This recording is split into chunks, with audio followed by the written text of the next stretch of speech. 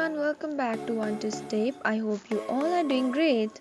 So in today's video, I'm gonna guide you through the tutorial video of how to delete your Twitch account. So if you are using a Twitch account and want to delete it but don't know how to, then this video is for you. Watch till the end to know how to delete your Twitch account.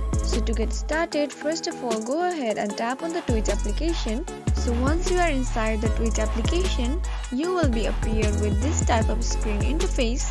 Go ahead and tap on the little human icon which is appeared on the top left corner. Now go ahead and tap on the account option. Once you tap on account options, you will be appeared with this type of options. Among them is the permanently delete your account. So in order to delete your Twitch account, click on it and you will be appeared with this screen interface. There you have to write the reason of deleting your Twitch account.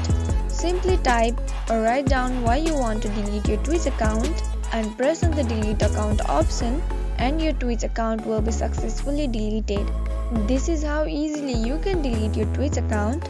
So if you found the video to be helpful, please do not forget to subscribe to our channel and also press the notification bell for more updates. I'll see you again in next video. Goodbye till then.